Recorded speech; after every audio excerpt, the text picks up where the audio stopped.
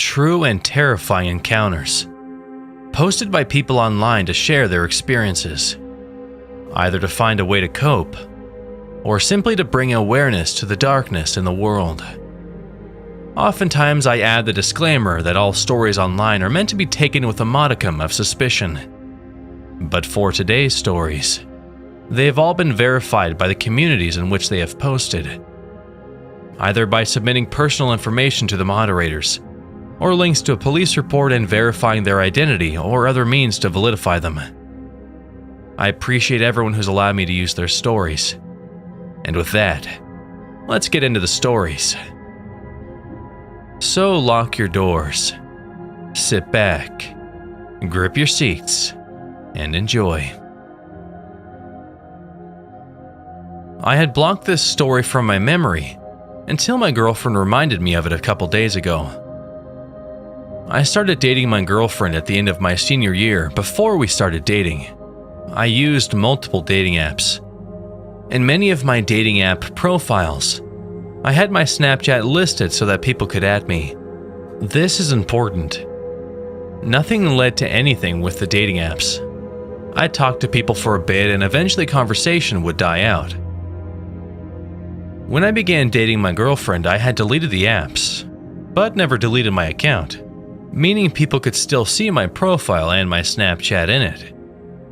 I realized this after a few people would add me, but it didn't go anywhere because I'd tell them I had a girlfriend. As you would imagine, the conversation would end there. But there was this one guy that added me. Let's call him Adam. And he asked me if I was available. Being straight, I was used to guys adding me, so I gave him the usual response. Sorry, I'm straight and I have a girlfriend. I expected him to leave me alone, but he didn't. At first the messages were normal. How was your day? What did you do today? Simple stuff like that. Being the nice guy that I am, I responded because I thought this guy just wanted to be friends, and having a gay friend is okay with me. Then the messages got progressively more creepy. He started asking questions about my girlfriend, and not the basic questions. Questions like, do you guys have sex a lot? Does she think you're good in bed? I simply responded with, those are kind of personal questions, and I don't feel like it's right for me to share my dating business. Adam would always apologize and not talk to me for a few days. Then he would hit me up again and ask creepy questions again. I eventually told my girlfriend about the situation. And for those who don't know, my girlfriend is super sweet, but she is also very aggressively protective over me. So she adds this guy and basically tells him that he needs to leave me alone. Unfortunately, this enraged Adam, who responded with saying that I need to dump this bitch now because she is a cunt. Naturally, I defend my girlfriend and I block Adam. Everything was cool for a week, until another account added me. The guy's name was Tyler, and he was super chill. He was super nice to me and respected my relationship with my girlfriend. As the days go by, I start to notice that Tyler's vocabulary was very similar to Adam's. I wasn't sure about it, so I didn't make any assumptions that it was him. So I gave Tyler's snap to my girlfriend, who adds him to investigate. As soon as she adds Tyler's snap, Tyler flips out on her, which confirmed that it was Adam. As soon as this realization is made, I block him again. From here, everything goes quiet from Adam for about a month. So I live in the suburbs of Chicago, and both my girlfriend and I live down the street from each other. So naturally we do see each other a lot, and both our families are really good friends. On top of that, our families would also house sit or pet sit for each other.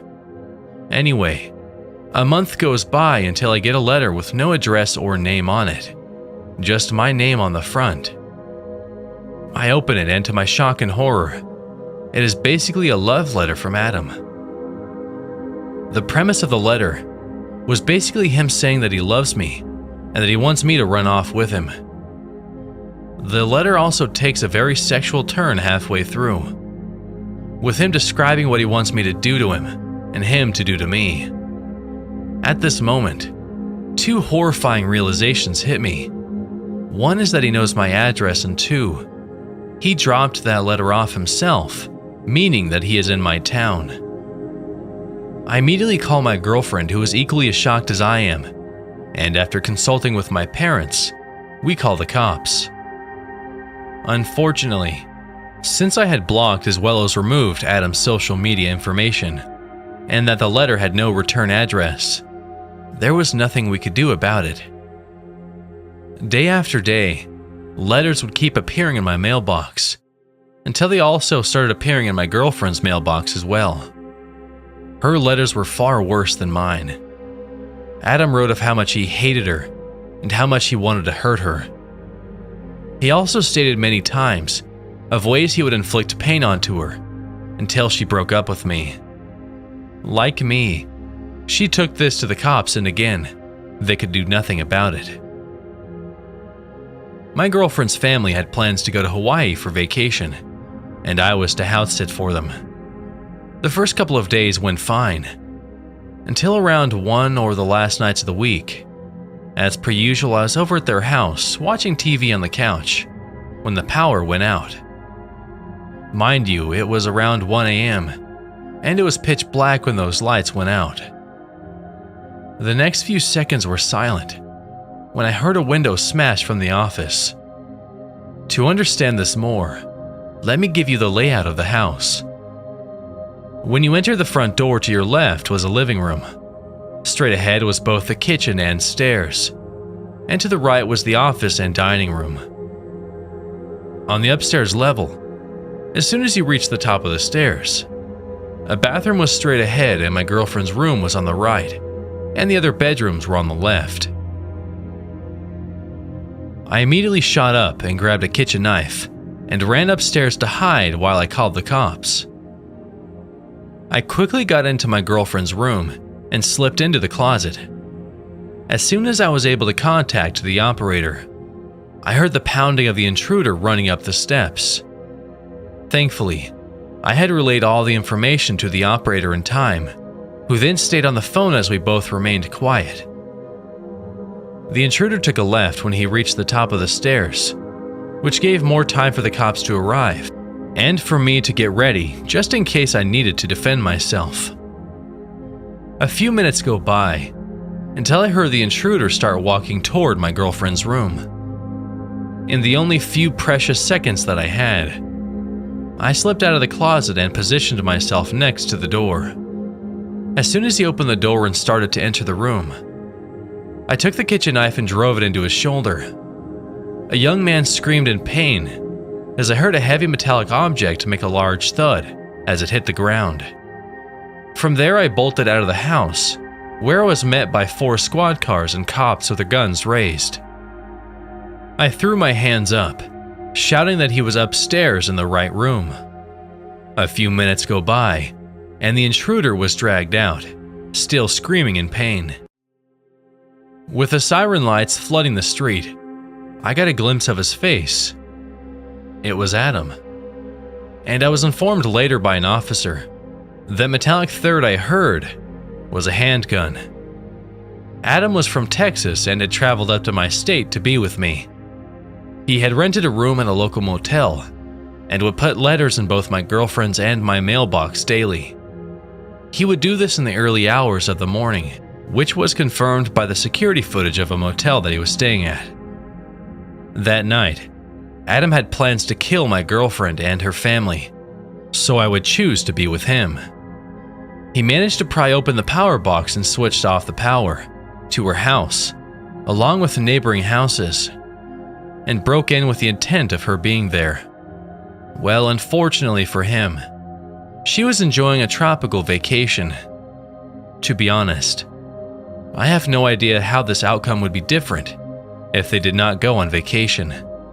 To be honest, I have no idea how this outcome would be different if they did not go on vacation. And I am grateful that I still have my girlfriend as well as her family alive.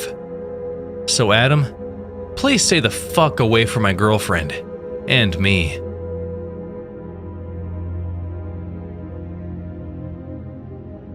I've mustered up the will to share this experience with you all.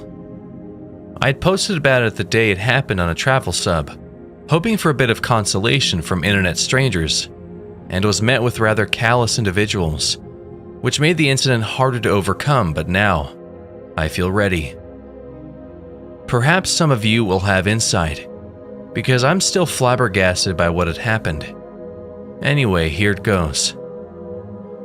About a year ago, I decided to make an impromptu journey to Poland in search of relatives I had never met, but had only heard of via my ancestry research, and an American cousin who reached out to me. As a lover of travel and languages, I was eager to go alone and see how I'd do. I learned some Polish in college, and have been traveling worldwide since I was 21. Before going to rural southeast of Poland, I made the most of the trip there by first exploring Krakow, amazing city, with buses and trains being the prominent mode of intercity transport. I lugged my suitcase the 40 minutes to the vast station to buy me a bus ticket to my next stop, ancestral homeland. Now, being a country girl growing up, I'm still learning how to be adept at public transport and maneuvering people in streets. I'm also shy and not great at social skills, but normally that doesn't stop me.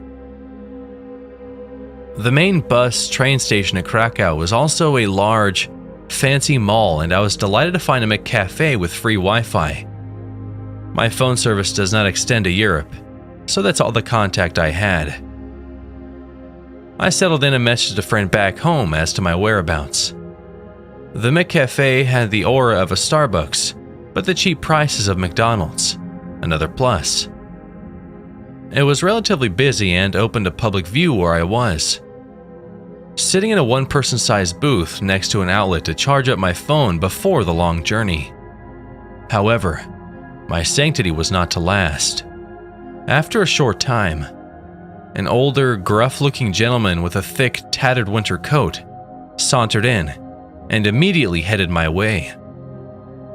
He seemed to be in some kind of construction work, as his coat was very warmly padded and dirty, with the characteristic reflective yellow and orange colors. It did strike me as a bit strange, since the station/mall was more travelers and shoppers than blue-collar workers. As for him heading my way, I figured with the laptop he held out ahead of him that he was just looking for a plug as I had been. Of course, mine was not the only outlet amid the moderately spacious cafe, but he chose to sit directly next to me, almost touching shoulders, and plugged into the second of the two plugs I was using. Sometimes, people don't have a sense of personal space, I guess, and this outlet was the closest to the entrance. I shook it off. He proceeded to speak to me and gesture at his laptop. I got the sense that he needed some technical assistance from me, a youth, and figured that would explain why he sat right next to me. I helped him set up the Wi-Fi on his laptop. In broken Polish, and he thanked me by kissing my hand emphatically and smiling like he'd won the lottery.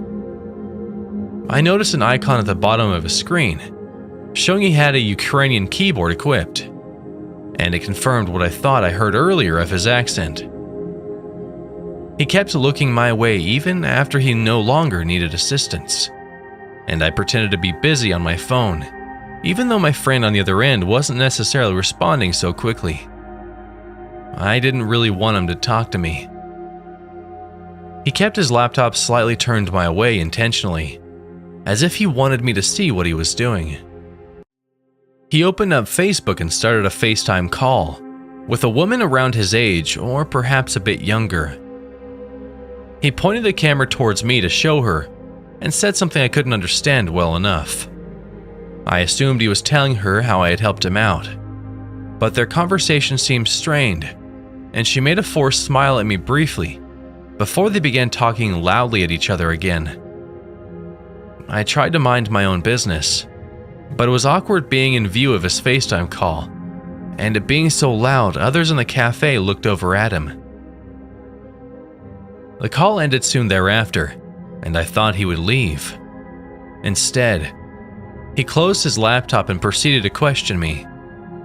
I tried my best to answer in broken Polish mixed with English, and he seemed to understand well enough. He was amicable, although very dramatic. Every time I finally understood something he said, and answered him satisfactorily, he would laugh and kiss my hand and not let go. Now, before venturing to Poland, my cousin had warned me that the rural, old-fashioned men may kiss a lady's hand in greeting. With this in the back of my mind, I wasn't sure if he was in the realm of cultural normity for the region, or if it was a bit too much. Being the socially awkward person that I am, I decided to let it go, especially considering I'd been traveling alone for 2 weeks at that point. I suppose some human-to-human interaction would not be totally unwelcome. However, his questions, despite the friendly smile he posed them with, were increasingly invasive. Since he seemed again to not be one for respecting space, I chalked it up to him being too friendly but innocent enough. He asked why I'm here, where I'm from and going to, what is my phone number so if I need something later in my travels, he can return the favor I lent to him. That one set me off. Even if he's ignorant to social norms in space, that one was odd to me even for an old-fashioned man. I didn't mind obliging him though, because my number would be useless in Europe anyways, and I gave him an alias instead of my real name. During this conversation, he kept saying I didn't need to leave for my bus just yet. It morphed later into I needn't go on the bus at all. I could stay a while with his family. He insisted he would like to repay me for my help. All I did was click McAfee free Wi-Fi and accept the terms. It didn't seem like much to warrant this much gratitude, but who knows with boomers. But he used his FaceTime just fine. My thoughts were fluttering around in my head. I kept declining and said my family would be waiting for me. A lie. We'd never met and they didn't even know of my existence just yet. But he said for me to just tell them I'll come later, to stay with him and his family instead. He also insisted on buying me a coffee, even though I hadn't even finished the one I bought myself just yet, and caused a fuss when I kept saying no. Mind you, this whole time, he's still leaning towards me and holding onto my hand tightly. It was getting sweaty. Because of it, it was hard for me to try and collect my things and leave, or even shoot a message to my friend, what do I do? He called to the cashier at the counter about 10 feet away and asked for him to bring me a coffee. The cashier replied that the man may walk up to the register and place his order, but the man refused twice. His friendly demeanor when speaking to me was gone, as he nearly yelled at the cashier to meet his demands, and threw the cash onto the table for him. The man turned back to me and was smiley again, and insisted I stay to drink coffee with him and chat. He knew when my bus was leaving, and where to. He knew because he looked over my shoulder at my ticket when it was resting on the table, next to my phone. I had it out to memorize the pickup location and time, and again, my hand held hostage in his. I hadn't had a chance to move the ticket out of sight. He was blatantly stalling me and still insisting on me to go with him to see his family. I finally got upset, not wanting to miss the bus and waste money on the ticket. Plus, I had a ride waiting for me, expecting me to arrive at a particular time. And in my limited Polish, I told him just so.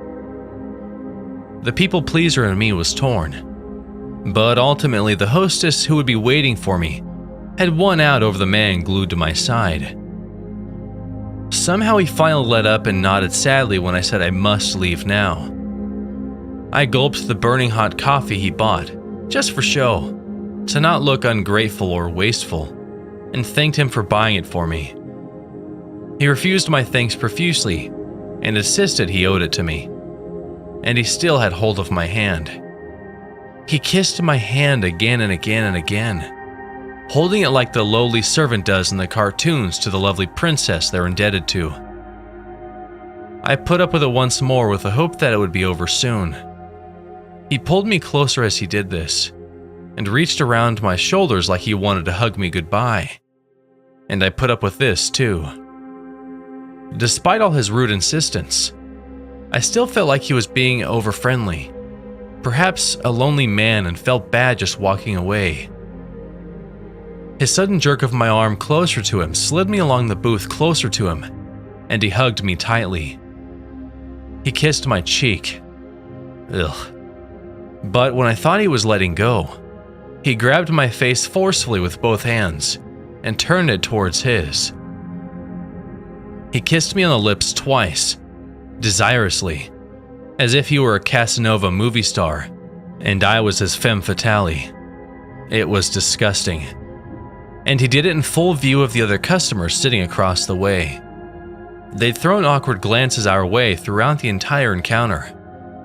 Since we were the only ones talking and laughing in the cafe, they especially had noticed his loud demands to the cashier. I was too much in shock to notice if they'd seen the last part. I didn't care. I had 5 minutes to reach the bus amid a huge, bustling station I'd never even been to before. As soon as the stupid old man let go, I made an obligatory, forced half smile and a goodbye and escaped on shaky legs into the crowded walkway. I knew I'd missed the bus, but I had to leave the cafe anyway to escape. The next bus wasn't for 6 more hours. The man was probably still there, just inside the mall area, and I didn't want him to spot me again. I waited at a different fast food place closest to the buses and inside of a police officer standing at the mall entrance, just in case I saw the man again. Being in a different time zone from my family and friends, I felt I had no one to comfort me and made the mistake of frantically posting to Reddit and another sub. I got yelled at by the mall security guy for resting my shaking feet on the bar of the chair beside me and broke into tears. I only told my night owl friend from earlier about this when she came online later. And as I didn't want to worry my parents or boyfriend about me traveling alone, to this day, they don't know what happened. Who knows what he was really up to? Or maybe he really did want me to meet his family. I'll never know.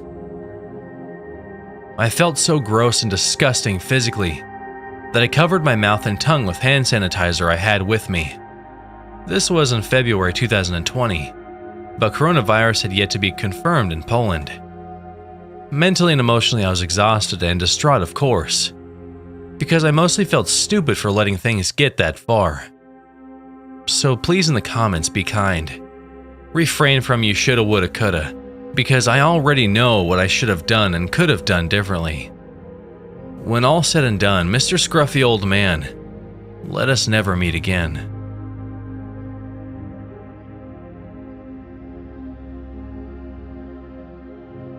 I thought a long time before posting my story here. Or rather, 2 that happened to me and one of my colleagues. It's not something scary, but rather something very uncomfortable, and my friends told me it would fit in here. Let's get started. Both stories happened in the summer of 2018, when I was working as a facilitator in a recreation center for children, small sections up to 1st grade. We were in a kind of park about 20 meters away by bus where we stayed all day before going back to school at about 5 p.m. so that the parents could pick up their children. This park was reserved for us and therefore nobody else than us, our managers, and those who take care of the canteen are not supposed to be there, especially since around it there are only fields, a forest, and a building site, but it was quite far. Now that the context has been set, I begin the first story that happened to my colleague. We had walkie-talkies for the day, which allowed us to reach our managers, the secretary, or the infirmary in case of a problem. But they were returned when it was time to leave to be recharged during the night. So it was up to the secretary, my colleague, who was the last one to leave around 7 p.m., to put them on charge and then close the shutters and doors and go home. One morning, I think it was the 8th day, I had been working for a month with the children. We all find ourselves summoned one by one to the office of our leaders. So I go there without really understanding what is going on. I pass in front of the secretary who doesn't look serene at all, and that worries me a bit. My senior manager asks me if I returned my walkie the day before, or if I knew if someone had taken one. I say that I did return mine by pointing at it at the charging station, and I explain that I didn't hear anything else. I still ask why I'm being asked this question, and then my manager tells me. The night before, at 7 p.m., as she was about to leave, my colleague was closing the shutters when one of the walkie-talkies lit up, and a male voice came out saying, "Hey, Beautios the Isles, you're beautiful when you close those shutters." I had a vile shiver go down my spine. My colleague being the only foreigner on the team, the person who spoke to her had to be looking at her and really talking to her and not a hoax. At that time, she had called her roommate who had come to pick her up and left every other day with someone. We never heard from that guy again. Nevertheless, we patrolled for several days to try to notice someone, for our safety but especially for the children's safety. The second story takes place in the third, and thus the penultimate week of work. It is around 11 a.m. when I am called on the walkie-talkie by my manager. She tells me that something very strange has just happened. I ask her what it is, and again, I could feel the shiver of anguish. A man had come to the secretariat and asked to see me, using my first and last name. My manager had gone to see me because she thought it was strange, because nobody is supposed to show up at my workplace, and apart from my parents and friends, nobody knew I was there. This man had then introduced himself as my uncle, and that he had to come to pick me up for personal reasons. My manager said that I was not on the site. That was not true, and that she would let me know that he had come by. According to her, he looked very annoyed and left without giving his name. You could say it was a plausible story, but I only have one uncle, who is my godfather, who doesn't fit the description of the man who came, and to whom I don't talk at all. Again, I have never heard from this man again, and have never seen him, but I still have this bad feeling that someone I don't know forged an identity to come and get me. Who knows what would have happened if I had gone? I am grateful to my manager who knew how to smell the trouble.